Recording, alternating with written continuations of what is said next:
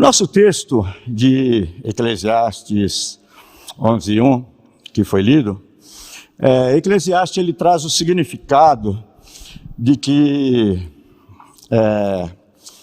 o pregador, que é Salomão, que é o autor, assim todos concordam, ele reuniu conhecimento suficiente e sabedoria para falar sobre a vida, falar sobre as coisas da vida.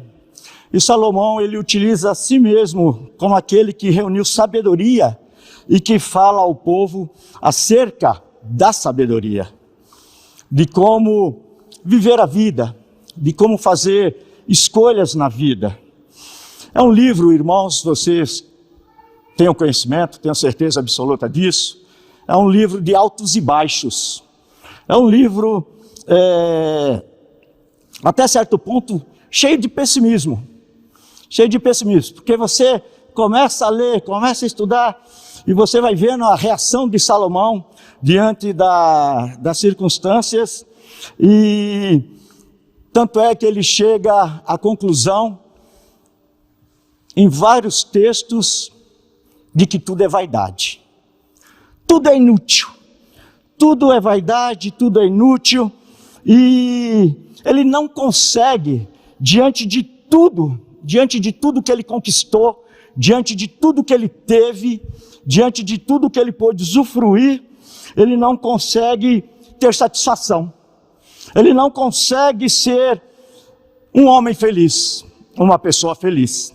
E nós estamos falando de tudo, de prazeres da carne, nós estamos falando do dinheiro, do ouro, da prata, de tudo aquilo que ele pôde conquistar. Ele construiu vinhas, tinha o vinho mais saboroso, delicioso que ele podia desfrutar, comeu as melhores comidas, as melhores refeições, teve pomares, bosques, construiu tanques de água para irrigar todo o seu campo, plantou árvores frutíferas da época de todas as espécies. Salomão, poeta, Salomão, sábio, Salomão, não consegue ser um homem feliz. Ele chega à conclusão de que tudo é inútil, de que tudo é vaidade. E dentro dessa perspectiva, olhando para este lado, o livro é um livro difícil, porque há muito pessimismo, mas ressalta aos nossos olhos algumas conclusões que ele também chega, e ele diz, e isso começa a nos motivar, porque ele diz assim: bom para o homem é comer, beber, encontrar prazer em seu trabalho e viver bem com a mulher que ama. Ele repete muito isso também. E no capítulo 9, do verso 7 ao 9, ele deixa bem claro isso que acabei de dizer a vocês. Que bom ao homem é viver na simplicidade, porque diante de tudo que ele teve, ele considera inútil. Ele considera que não houve satisfação nenhuma. Então,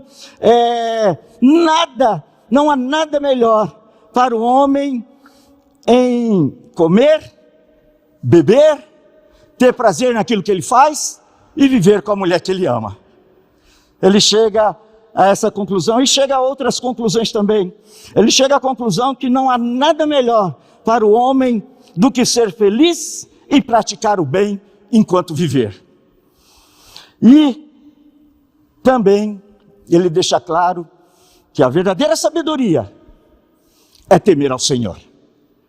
É o temor do Senhor. E ele diz que tudo isso é um presente de Deus.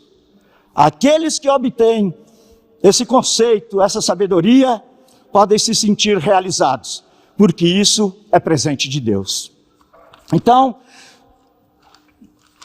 diante desse quadro, chegando no capítulo 11, nós deparamos com o texto que nós lemos, que ele diz: lança o teu pão sobre as águas e depois de muitos dias o acharás. E aqui, irmãos, amada igreja, tem tem várias interpretações. Uma interpretação diz que diz respeito a fazer o bem, aquilo que está ligado à ação direta de cada um de nós. Salomão está dizendo que aquele que faz o bem, que agir com generosidade, fazendo o bem, ou melhor dizendo, aqueles que interpretam esse texto das Escrituras, diz que fazendo o bem, agindo com generosidade, isso vai voltar para quem assim o faz. O bem que foi feito ao próximo, em algum momento, retornará para quem o fez. Nós dizemos aqui, dentro de um ditado popular, que existe também um conceito bíblico, é que que a gente colhe aquilo que a gente planta. Que colhemos aquilo que plantamos. E essa é uma interpretação. A outra interpretação tem sentido com aquilo que diz respeito, que alguns estudiosos dizem que seria uma alusão feita por Salomão ao comércio marítimo, às embarcações, porque lançar o pão era levar trigo de uma localidade para outra e seria uma atividade muito lucrativa se a pessoa conseguisse chegar ao seu destino. Porque diante das águas, diante da turbulência das águas, do mar revolto, corria-se o risco de perder tudo isso. Mas que se chegasse ao seu destino final, o retorno, ele iria recolher, lança o teu pão, o teu trigo sobre as águas e depois iria recolher isso daí de volta de forma muito lucrativa. Então, há alguns que têm essa visão. No entanto, existe uma terceira, e é essa que eu mais dou crédito, é que lançar o teu pão sobre as águas e depois de muitos dias os acharás, envolvia uma questão de fé, era um ato de fé e de confiança em Deus, pelo povo de Deus, que tinha que esperar em determinado momento a chuva cair. A chuva serôdia e a chuva temporã, que é a chuva que existia, essas duas estações entre abril e maio e entre outubro a dezembro. Então a chuva temporã era aquela chuva que amaciava a terra. Nós estamos falando de áreas desérticas, onde 80% era deserto mesmo. Salomão era um privilegiado porque ele tinha os tanques de água lá que ele irrigava e abastecia todo o seu pomar, todo o seu bosque. Mas isso não era a realidade do povo em geral. O povo agricultor que vivia do plantio, ele sofria bastante. Então ele tinha que esperar essa chuva temporã que caía sobre o solo, amaciava a terra, e ali ele poderia plantar, lançar a sua semente dentro dos sulgos, dentro daquilo que ele cavava para lançar a sua semente, para ter alimento para ele e para toda a sua família. E a chuva serôdia que acontecia em abril era a chuva da maturação, era a chuva que trazia o crescimento, era a chuva que fazia prosperar aquilo que foi semeado. E ali existia, nesse período da colheita, uma grande festa, a festa das colheitas, porque ali o povo se alegrava, o povo ficava feliz, porque ali ele podia abastecer o seu lar. Mas isso era um ato de fé e confiança que a pessoa tinha que ter. Por quê? Porque hoje nós aqui em São Paulo, né, em Brasil, num clima como o nosso, do mundo que está tudo perdido, tudo alterado, faz as 4 estações no mesmo dia às vezes, chove, faz frio, calor, sai o sol. Lá não, lá era basicamente certinho as estações. Essas 2 estações. E aí, ele, de repente, se não vinha a chuva no tempo certo, no momento exato que ele esperava, se a colheita não tivesse sido boa do ano anterior, ele começava a sofrer, porque o seu celeiro, a sua despensa, começava a diminuir, começava a faltar o alimento. Ele tinha que trabalhar o trigo, ele tinha que fazer a farinha, e ele tinha que fazer o pão, e alimentar toda a sua família, dependendo do número, isso começava a cair. E havia uma preocupação, porque tinha que começar a dosar isso daí, para que todos pudessem alimentar. Agora você pensa, a pessoa chega, o celeiro começa a ficar, a despensa começa a ficar vazia, o celeiro começa a ficar vazio, tem que alimentar, tem seus filhos, tem crianças, tem a esposa, e ele tem que se preocupar com essa questão. E aí, ele vai diminuir. Ou ele tem, ele pode tomar uma decisão de pegar e comer aquilo lá, e depois correr o risco de faltar. Ou então esperar um pouco, pela fé, pela confiança em Deus, e esperar que essa chuva viesse para que ele pudesse lançar essa semente. Semente aqui tem um significado de pão, porque essa semente é que vai virar trigo e que vai produzir pão e que vai alimentar e que vai trazer sobrevivência a todas essas pessoas. Se a chuva não vir, o desespero toma conta de toda a família, porque ele vê-se ali impossibilitado de suprir as necessidades de sua família. Mas quando a chuva chegava, como eu disse anteriormente, formava-se poças de água. Poças de águas eram formadas em vários cantos, em vários lugares. E ali, creio que Salomão então está dando essa direção mesmo. Pela fé, lança o teu pão sobre as águas. Lança o teu pão sobre as águas. E depois de muitos dias, você vai ter ele de volta. Então lança a sua semente nas poças, lança a sua semente nas águas. Semente como símbolo de pão, aquele que alimenta.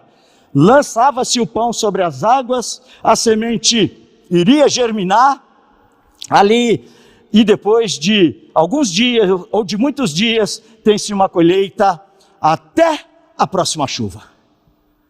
E ali a família ficava feliz, as crianças ficavam felizes, porque estava suprida a sua necessidade.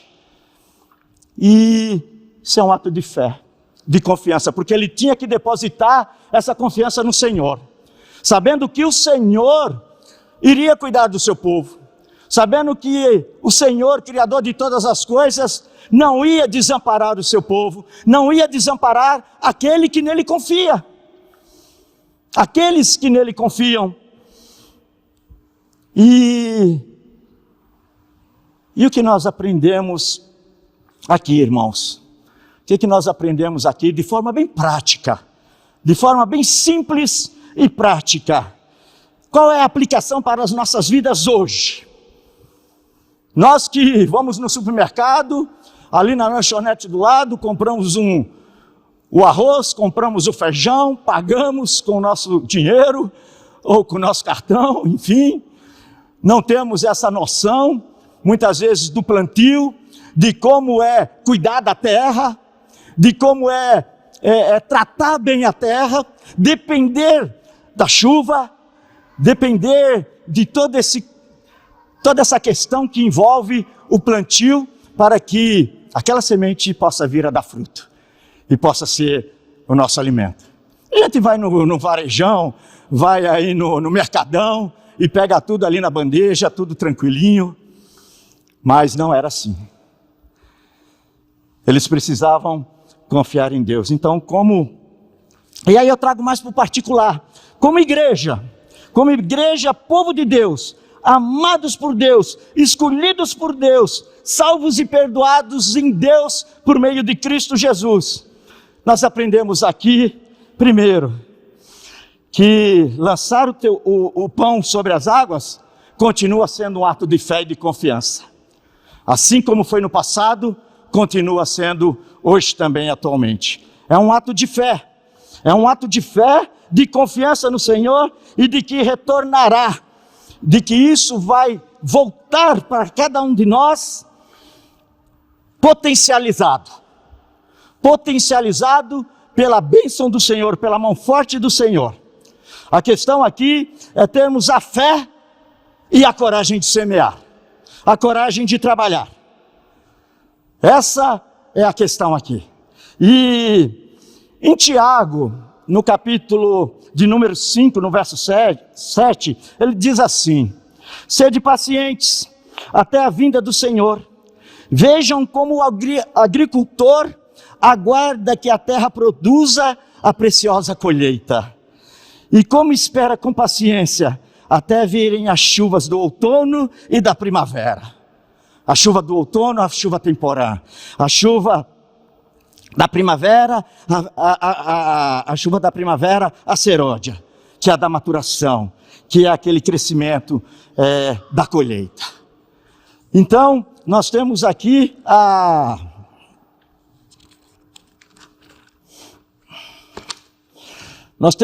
pela fé e confiança em Deus, e especialmente, agora a partir de Tiago, a fé em Jesus Cristo e em suas promessas, que nós devemos semear, que nós devemos trabalhar, que nós devemos lançar o nosso pão sobre as águas, que nós devemos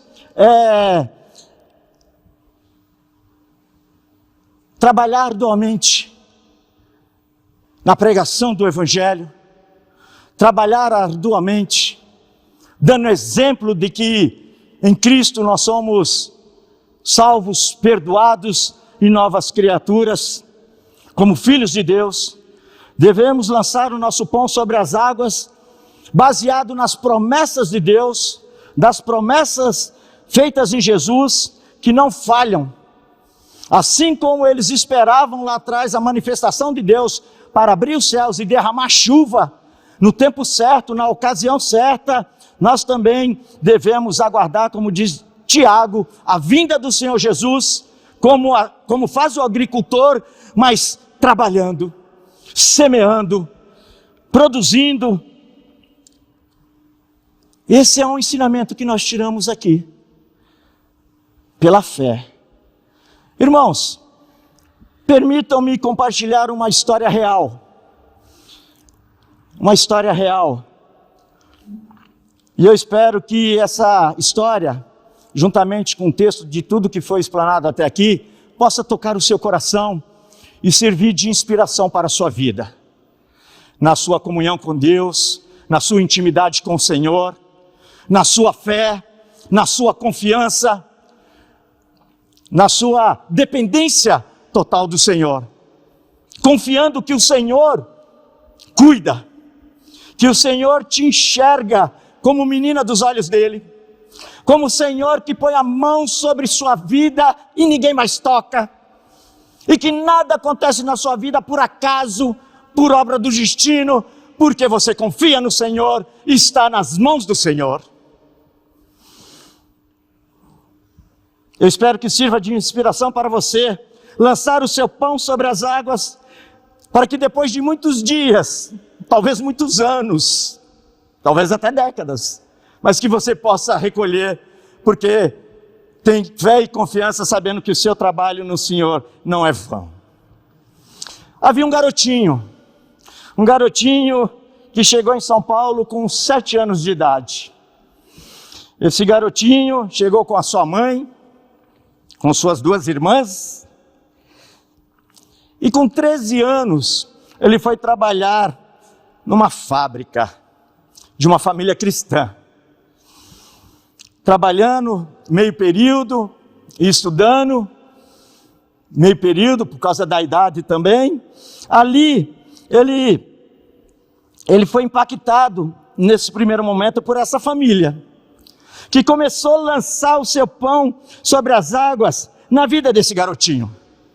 Na vida desse garotinho de 13 anos. Já era um pré-adolescente. Por exemplo e por palavras. Cristão, que aceita o desafio de viver Cristo, de deixar ser guiado por Jesus, que quer melhorar a cada dia mais para agradar ao seu Senhor. E esse pré-adolescente, já entrando na adolescência, ele ganha uma Bíblia em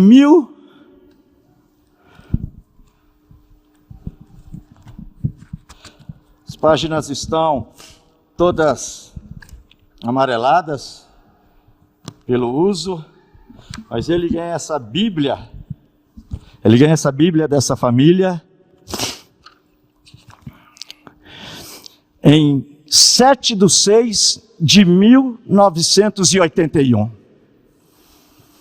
40 anos tem essa Bíblia.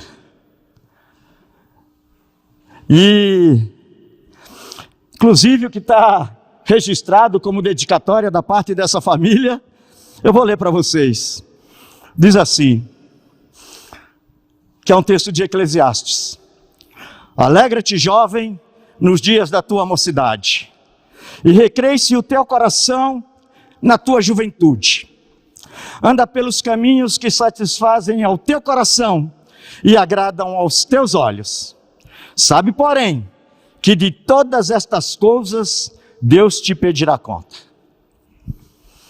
E essa Bíblia tem acompanhado durante todo esse período, acompanhou aquele adolescente que no primeiro momento deixou ela ali, de lado. Mas o pão foi lançado sobre as águas. Esse adolescente que não deu atenção, ele começa a trilhar por um caminho perigoso, um caminho tortuoso, um caminho errado, parecido com o do filho pródigo.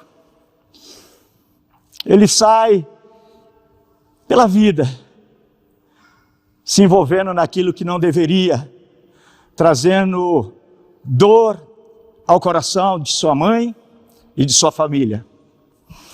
E esse adolescente, ele vai percorrer dos 13, 14 anos até os 26 anos. Ele não tinha dinheiro como filho pródigo, mas ele estava desperdiçando o que ele tinha de mais valioso. Filho pródigo desperdiçou o que tinha de mais valioso também, que eram os recursos, mas o que era mais valioso era a sua vida. E ele estava desperdiçando toda a sua vida, e assim era esse jovem também. No entanto, e assim ele caminhou até os 26 anos de idade. A primeira IPI de São Paulo, essa amada igreja, que me deu a honra de estar aqui compartilhando essa palavra com vocês, ela lança o seu pão sobre as águas em 1940, assumindo até então a congregação da IPI do Jabaquara. Dentre muitas, selecionei 2 casos aqui, mas essa igreja, louvado seja o nome do Senhor, nesses seus 155 anos, é isso mesmo? Tem lançado o seu pão sobre as águas. Levado a sério o ide de Jesus, proclamando a palavra do Senhor, palavra que cura, que salva, que liberta, que renova, que traz esperança, que traz realmente sentido e razão para a vida do ser humano, por meio de Cristo Jesus. E depois de 17 anos, em 1957, a igreja, a então congregação do Jabaquara era organizada em Igreja Presbiteriana Independente do Jabaquara. Aquele jovem, então, com 26 anos, cansado da vida inútil que levava, sem sentido, resolve pular o muro de um clube na Vila Guarani, onde ele passava os seus dias e às vezes as suas noites, isolado. E ele resolve então pular aquele muro e entrar nessa igreja no ano de 1993. 1993, com seus 26 anos. Ali, irmãos, esse jovem é acolhido, ele é abraçado, e a irmãzinha que estava na porta, uma diaconisa chamada-se Edna Espanha, junto com seu marido Odilon de Castro, eles o recebem, o abraçam, um abraço longo, um abraço apertado, que ele queria até sair logo daquele raio de ação, porque ele não se sentia bem nas condições em que ele estava. Mas ali ele é abraçado, e a irmã diz para ele, essa irmã maravilhosa, ela diz assim: meu filho, você está no lugar certo. Deus tem um propósito na sua vida. E aquele abraço que foi terapêutico, medicinal, começou a fazer efeito em seu coração, porque foi um abraço de muito amor, de quem olha nos olhos, e encara a pessoa de frente, mas com muito amor naquele olhar. E esse jovem, em 12 de setembro de 1993, o ano que ele entra ali, ele é batizado. Ele confessa o Senhor Jesus Cristo como seu único Salvador. Em 1994, ele é acompanhado pelo então reverendo Valdinei, titular dessa igreja, que passou 8 anos ali no Jabaquara, que acompanha esse jovem, que dá todo o suporte para esse jovem, que acredita nesse jovem, que abre os braços para esse jovem. E esse jovem começa a crescer, começa a caminhar, e ele vai melhorando, ele vai sendo lapidado, ele vai arrancando um monte de coisas que não prestava de sua vida. Ali, ele sendo batizado, confessando o Senhor Jesus Cristo como Senhor e Salvador, ele vai sendo discipulado. E 8 anos acompanhado pelo reverendo Valdinei.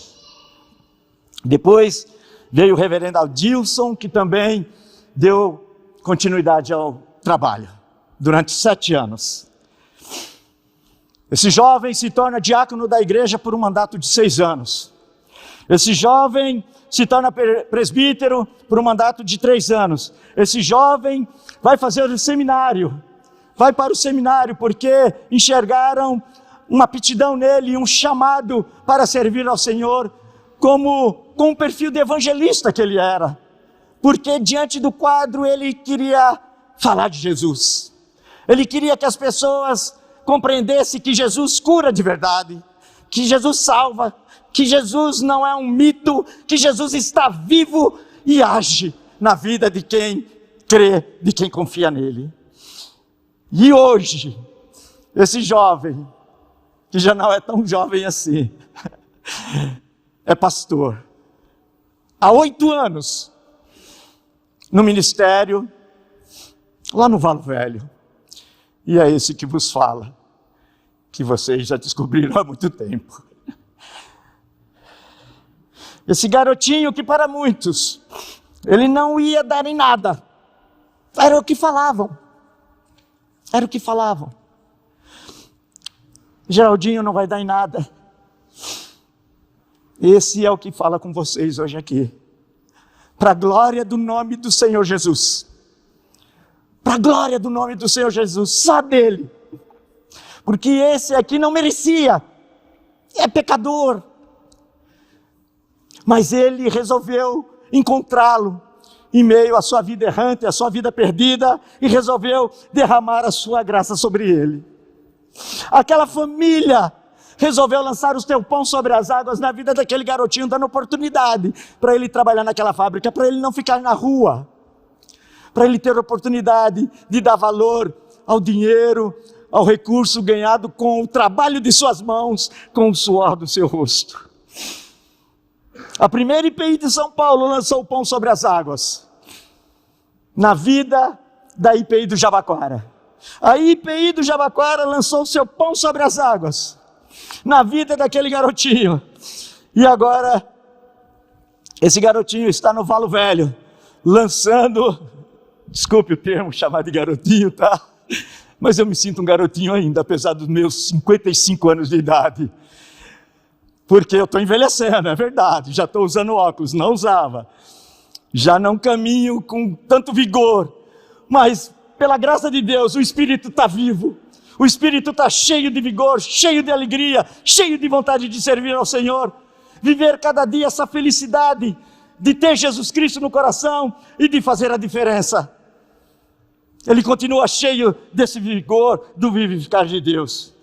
e para a glória de Deus, o seu fruto, o fruto de quem lançou o seu pão sobre as águas, retornou, potencializado, revigorado, multiplicado, pela graça do Senhor.